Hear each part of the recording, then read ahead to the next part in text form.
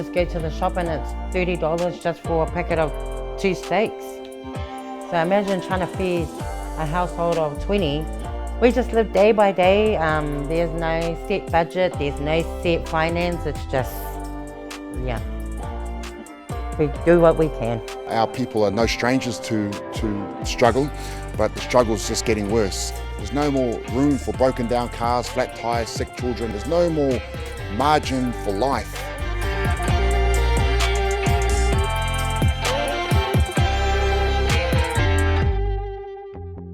We have more young Pacifica athletes than ever before, competing in environments where they need the right food and nutrition to be at their best.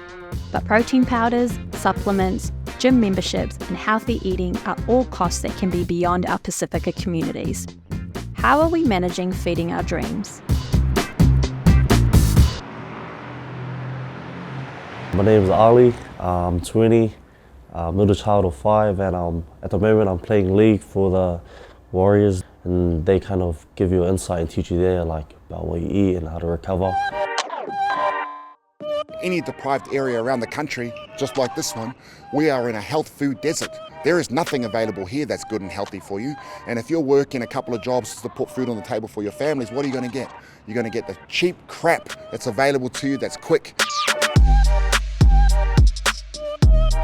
There will always be external factors that will work against you. But I suppose that's all part of making it to the top. You know, there's barriers, continuous barriers. You've got to be resilient. You've got to stay true to your heart and to your kaupapa, and then just believe in yourself. I think for Māori Pacific that can be quite challenging at times. It's a very I and me kind of mentality. But that feeding off and that support network, they will carry them along to that space that they need to be. His other son, yeah, he was at our training. We were doing wrestle, and he asked me to wrestle, and I said, Jack, I wasn't going to wrestle him. Like my little things, I just do washing, try and have a meal when they come home from training or from work.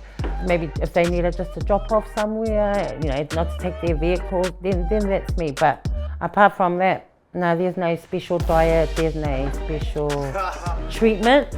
Yeah, no. Until we're earning like millions and millions, yeah, you might get a special treatment, but right now, no. Yeah, they kind of do tell you like what you have to eat and stuff, but personally, like at home, I just eat whatever mom cooks or whatever's available. I'm not too fussed. I just try to stay away from like, the sugars and like all the fast foods, like the fatty stuff. But yeah, sometimes I have a sneaky Macca's or something after the game. If you can apply these principles of how to fuel your body correctly, how to hydrate properly throughout the day, how to put the right foods in to make sure you're recovering, you're going to see huge benefits. The cost of living crisis is a fancy term that people like to put on struggling. We've seen this for a long time. Our people are no strangers to struggle, but the struggle is just getting worse. And the problem is that it's a whole bunch of people that are new to this feeling of struggle. There's no more room for broken down cars, flat tires, sick children. You might be middle class, something like that happens to you, you're in need of a food share service. You know, it's just a very tough time. There's no more margin for life. That's another reason why Pacifica family are more disadvantaged and feel an impact of cost of living, because the size of their households are huge. We've got to feed not only him, but there's 20 other people in the household. So my parents also live with us, so we've got to feed them first. And then, yeah, he eats well when he goes with the Warriors, you know, on their trips and that, because you're in the team. But at home, oh no, it's whatever we're eating, that's what you're eating.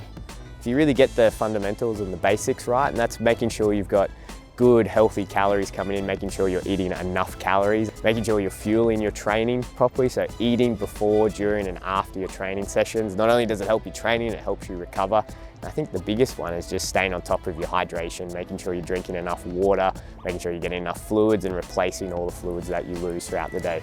So one thing that I know as an athlete is some of that talk around nutrition, it can be quite high level, like the vitamins, the protein, and it really can go straight over your head. So it was really important that if we're going to have those conversations, that it needed to be at a level that they understood, that it was practical, that it was about them opening up their cupboard at home and seeing the kai that was in there and what they could actually work with.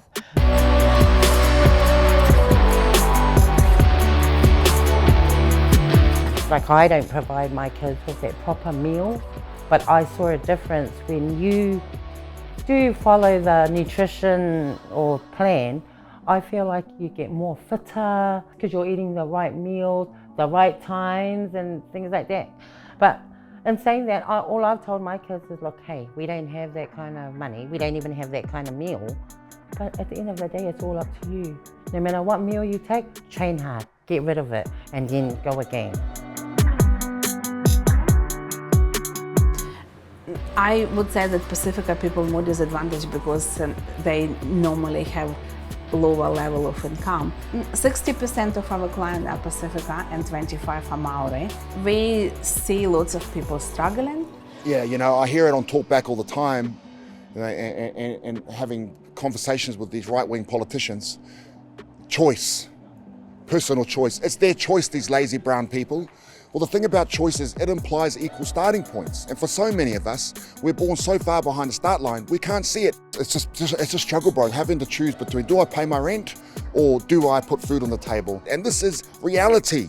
The food in schools has been a really good thing because that program in itself is nutritionally balanced. We've noticed that in the last couple of years, the girls are actually coming to training not with a pie or with fizzies. We know that they've actually had a kai through their school. Like, we're grateful, like, whatever she does is good. You know, she's always there for me, and just up until like a couple of months ago, I just got a car, but before that, my mum's waking up early as 5:30 with me and taking me to trainings and picking me up after, so yeah, she sacrifices a lot. You know, I've always told my kids, bring something to the table, make something of your life. Yeah, maybe I didn't become a professional athlete or whatever, but if that's the path for you, give it your 100%.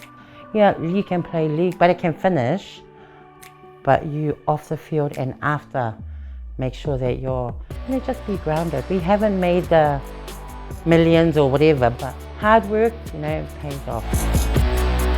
My ultimate goal is just to be financially stable, so the goal just, Mum wants my card, then I just give my card, no worries. But that's my goal, is just to look after my parents because they've looked after me and my siblings.